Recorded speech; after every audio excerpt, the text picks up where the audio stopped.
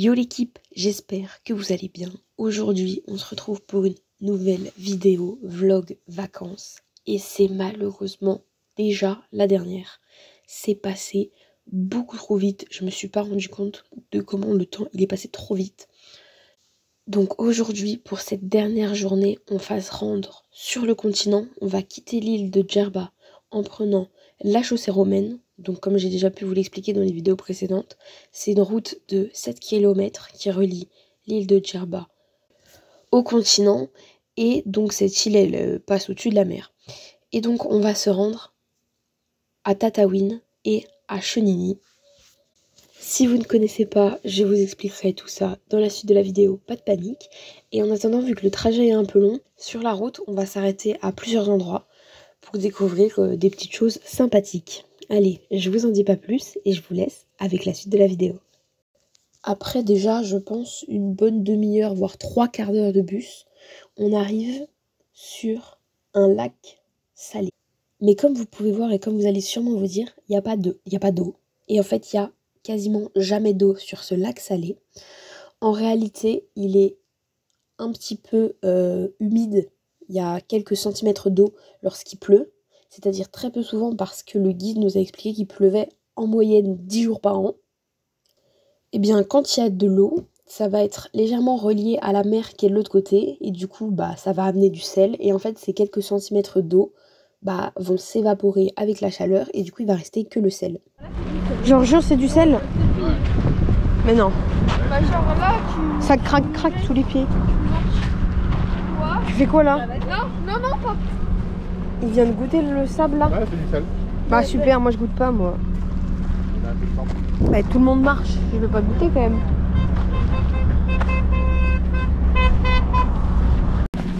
Donc là, tu fais ça, tu fais ça. Mais t'as vu là, il est rond. Ah oui, c'est du sel. Et toi, tu l'as goûté toi? Ouais. Tu l'as goûté? Mais tu veux être malade. Mais prends-en moins. Mais papa, il en a autant que moi. T'as vraiment goûté? Ouais. Ah oui, c'est du sel. Ouah, c'est salé, bah oui, logique, c'est du sel. Ah ouais, il est rose. Là, il est bien rose, quoi. Pourquoi il est vert? Et il y en a là du vert. En fait, je pense que c'est en fonction de comment il sèche. Vert, rose et tout. À bien voir, là t'as... Ouais, là, t'as une belle couche de vert.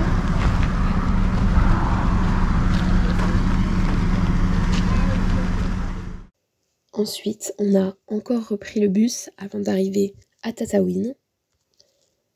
Cette ville, elle est assez touristique et plutôt connue parce que pour les fans de Star Wars, vous l'aurez compris, le réalisateur du film s'est inspiré de la ville de Tataouine pour donner le nom à la planète Tatooine.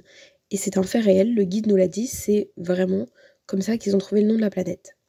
Parce qu'en fait, de nombreuses scènes du film ont été filmées en Tunisie et que du coup, il a pris le nom de la ville pour pouvoir faire le nom de la planète.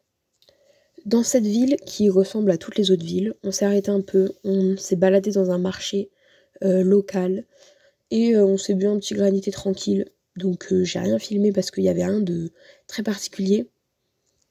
Il y avait juste la base militaire française qui était là donc à l'époque, mais qui est toujours là et qui est toujours fonctionnelle, qui est toujours gardée par des gardes, etc.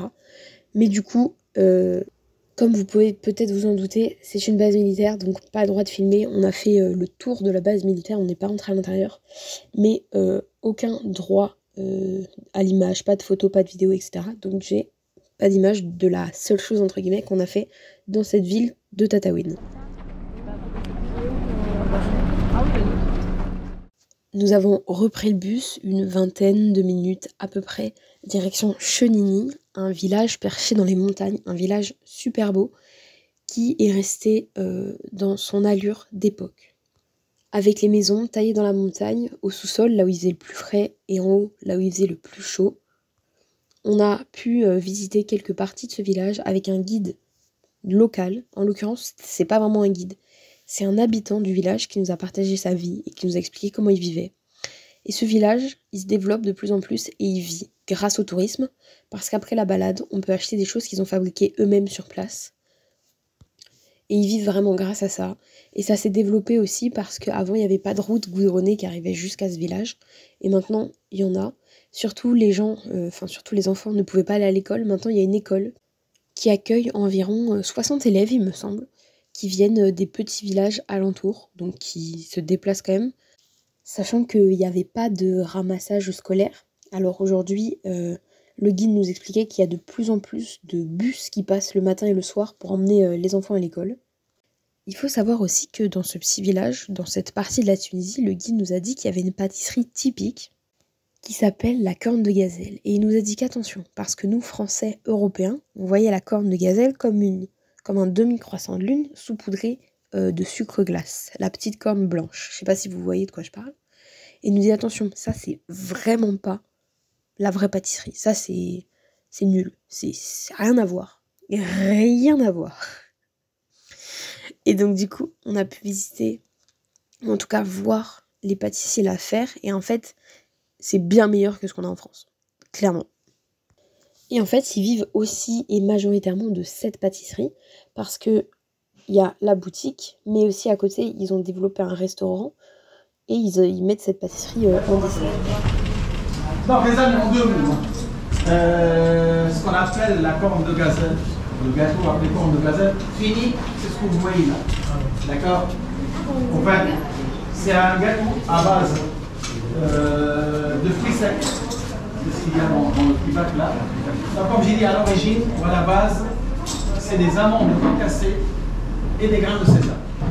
Alors maintenant, comme vous le voyez, des éclats de noisettes, de noix, de noix de coco, etc. C'est à la don. Mais à l'origine doit être amande et grains de sésame. Bien sûr, dans une pâte, c'est, comment dire, une pâte sablée. Hein? Sauf qu'ici, avec le climat, et donc toujours, pour que ça résiste, pour que ça ne soit pas du perdu, on ne met pas d'œuf, ni de beurre dedans. On n'a pas le droit. Hein? Ni des œufs, ni du beurre. Donc c'est de la farine, bien sûr, toujours des grains de sésame, de l'eau, de l'huile et un peu de sel. On la travaille bien. Après, donc, comme vous le voyez, on a la farce. On donne au petit gâteau la forme de la corne, de l'animal, la gazelle. Et c'est après, quand tout ça commence à se préparer. Au début, on fait frire le gâteau dans de l'huile. C'est frit, c'est pas dans des fours. Hein. On ne met pas dans le four. Frit. Donc on le fait dorer dans l'huile et on le trempe dans le miel après. Donc 20 minutes à peu près juste pour dorer. Et après minimum 45 minutes dans du miel. Et donc le voilà qui sort de vous faire travailler. Vous faites passer hein, pareil. Un petit peu, puis passer aux autres. C'est un gâteau donc, qui est fait pour résister. Comme j'ai dit avant, les gens n'avaient pas de frigidaire, n'avaient rien. Et tout est calculé. Un gâteau qui peut rester, hein, sans exagérer, 4, même 5 semaines en dehors du frigidaire.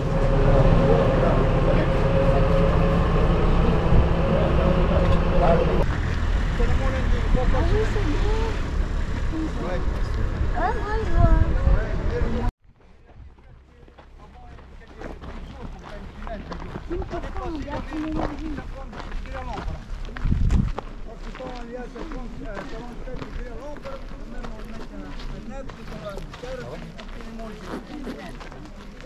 47 degrés à l'ombre, mais je sors même pas. 47 à l'ombre. Quand il a dit quand on l'a en plein. Le nord de la France, là, non? Ouais. C'est fou parce que ça fait genre une semaine, on voit que du plat. Ouais, c'est ça. Et là, le dénivelé positif de fou furieux.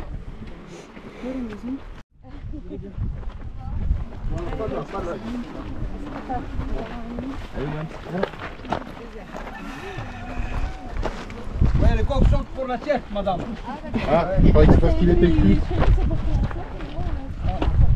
Oui, pour chez veille, pour dormir, pour chez veille. Après, à 4 heures après-midi, on tombe aussi.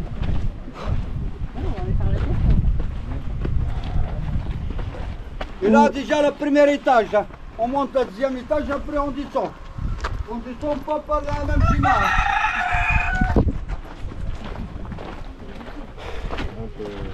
ça reste facile de... Ça va, monsieur, pas fatigué. Moulou, vous prenez votre temps, messieurs, dames. En rythme verbal, moulou. Juste arriver les autres, après on arrive à la clinique. Voilà les maisons souterraines là, ici on les voit bien, dans les coins là-bas. Voilà madame, dans les coins là-bas, on les voit bien les maisons souterraines. Ah oui, Ouais. là-bas. Il a dit 30 degrés. Bah, 20 degrés de moins que dehors. Ouais, bah dehors 40 Quand et... il fait 40 dehors, il fait Ah, 30 ok. Oui, ils dorment dans la montagne. Dans la montagne. C'est trop me le dites. Hein. Ouh là là, je vais m'envoler.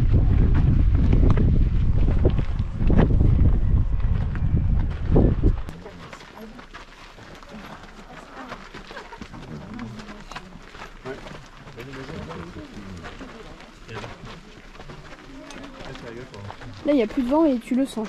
Ouais. Il cogne le coco, ouais. Grave. Et du coup, la route qui est là-bas, il a dit que le chemin qui est là-bas de l'autre côté, t'arrives au désert. Ouais, c'est ça. C'est la route du désert. Bah, faut déjà arriver là-haut avant d'arriver au désert. Il est encore à 60 km. Ah, super. Je vais voir C'est comment grand. il fait frais dedans. Attends, il vient de dire c'est grand, mais c'est vrai que tout le groupe est rentré, on est au fond du groupe là. Limite, il y a de l'air frais qui arrive de dedans. Voilà notre petite chambre à l'intérieur pour dormir les parents là. C'est pour les enfants. C'est super grand. Je pensais que c'était plus petit. Parce que si on fait la sieste, dormir la nuit, manger ici, la cuisine, les animaux, c'est dehors.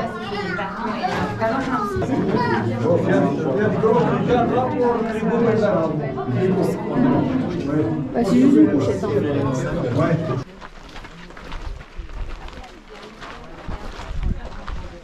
Ils sont bien ces petits chapeaux de Décathlon.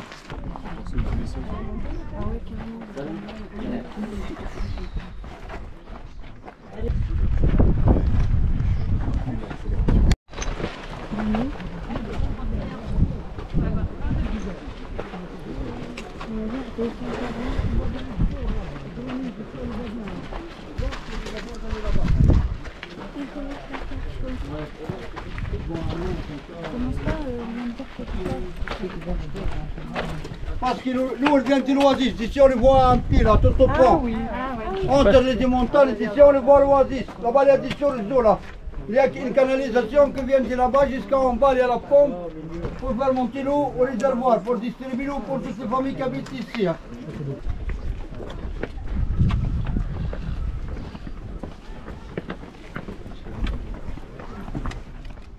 Et enfin, pour finir cette journée, nous nous sommes rendus à Ksar Adada, qui est un petit village à environ 20 km de Tataouine. Et dans ce village, au centre, à peu près, on y trouve un ksar. Donc c'est un endroit qui servait de grenier aux habitants. Ils y entreposaient leurs récoltes, leurs produits, etc.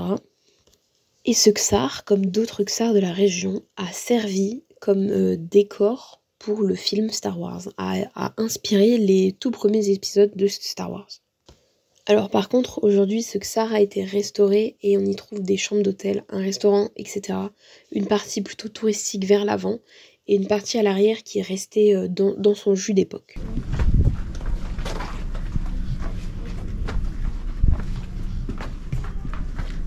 C'est électrique, avec du scotch. T'inquiète, j'ai vu. C'est ça. Oui. Bah, on va devoir redescendre par un endroit. Ah, t'es sur une terrasse. Ou alors, on peut rentrer à l'intérieur. Moi, j'irai pas à ta place. Non, moi non plus, je peux pas aller mettre les yep. C'est super chaud.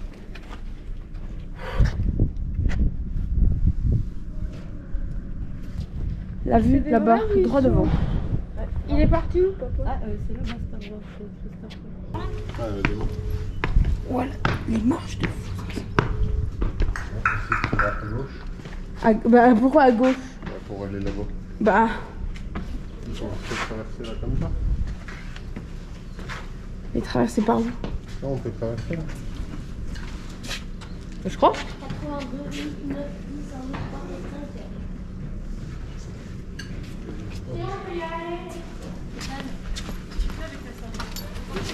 Ça c'est un habitat pour nous. Aïe, aïe, aïe, je me suis tapé la tête.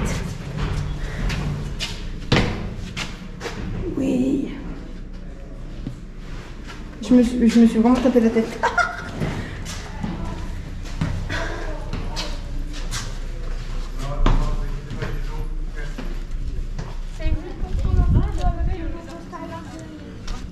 Quoi? Qu'est-ce qu'il y a?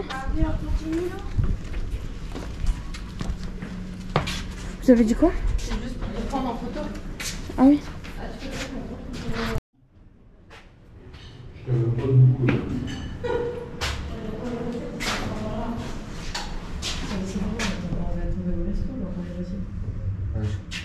On ressort par là? Ah bah c'est écrit là, Xar à Dada. Je demandais tout à l'heure où on était. Il fait super chaud. La mienne aussi. C'est de la salaud. Histoire de...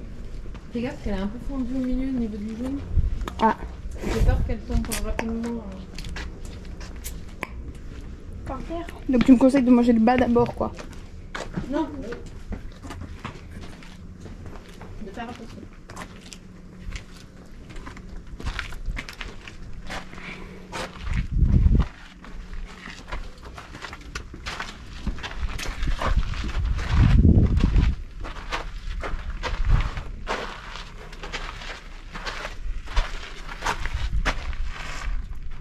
Alors, j'ai pas beaucoup regardé Star Wars, hein.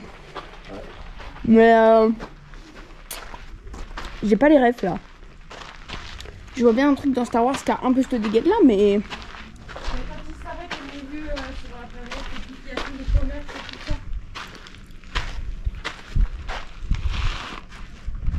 Ça ressemble à ça?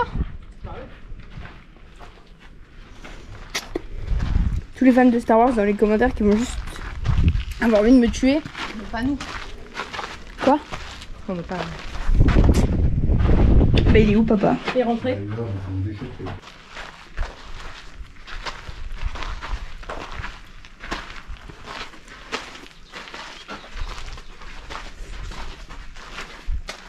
Ça se voit que ça va venir depuis longtemps. Enfin, que genre, ils ont fait en sorte qu'ils puissent visiter.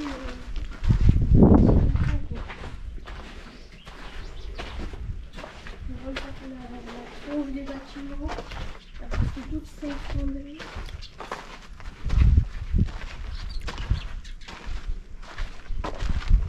C'est un peu des ruines quoi. Et merci l'équipe d'avoir regardé ce dernier vlog d'été. J'espère vraiment que ça vous aura plu. Moi, j'ai passé un mois d'août exceptionnel. J'espère que grâce à ces quelques petites vidéos, j'aurai pu vous faire voyager, vous apprendre quelques petits trucs et surtout vous donner envie d'y aller parce que franchement, c'est une destination mais qui est magnifique. Nous, on n'a pas eu le temps de tout faire parce qu'on n'avait pas beaucoup de temps. Et encore une fois, honnêtement, par rapport à la France, ça coûte moins cher parce que là, pour la période où on y est allé, ça nous a revenu moins cher que pour moins de jours en France. Donc concrètement, si on enlève les billets d'avion, ça coûte vraiment beaucoup moins cher. Et si on met les billets d'avion, ça revient à peu près au même que des vacances en France. Mais c'est pas en France, justement, tu visites des trucs et tout. Et là, je vous parle activité comprise, c'est franchement rentable. Ce voyage m'a aussi permis de me rendre compte à quel point on avait vraiment beaucoup de chance en France, en Europe, dans nos pays. Parce qu'il ne faut pas oublier que la Tunisie, comme d'autres pays d'Afrique, sont des pays plutôt pauvres. Et en fait, on s'en rend bien compte parce que nous, Français européens, là-bas, la vie nous semble très peu chère. Et au final, on dort dans un hôtel qui est noté 3-4 étoiles, mais au final, t'as l'impression que c'est plus du 2 étoiles. Et en fait, juste à côté, tu vois un mec qui dort dans son cabanon de jardin et tu dis que toi, tu te plains de vivre dans un hôtel où t'as la clim, où t'as une piscine, alors que le mec à côté, dans son cabanon, il crève de chaud. Et par curiosité aussi, vous pourrez aller voir le taux horaire du SMIC là-bas, parce que franchement, c'est vraiment pas la même qu'en France. Ils sont payés un peu moins de 3 dinars, ce qui fait moins d'1 euro de l'heure. Et eux, leur SMIC, c'est 40 heures semaine. Franchement, on a vraiment beaucoup de chance. On se plaint, oui, ça pourrait être mieux, mais en fait, je me suis rendu compte que ça pouvait être vraiment bien pire aussi. Enfin bref, un voyage culturel et en vrai, une expérience sociale qui m'a permis de me rendre compte de la chance qu'on avait. J'espère que ça vous aura plu et qu'à travers ces vidéos, vous aurez pu voir tout ce que je viens de vous énumérer. Moi, j'ai kiffé faire ces vlogs comme tous les ans. Donc, n'hésitez pas à vous abonner, à liker et à commenter. C'est la plus belle de mes récompenses. Je suis trop heureuse de voir quand ça vous a plu et de lire vos commentaires. Sachez que je réponds à tout le monde. Donc, n'hésitez pas à commenter, à liker et à vous abonner. Et on se dit à une prochaine vidéo l'équipe. D'ici là, portez-vous bien, prenez soin de vous. Ciao, ciao!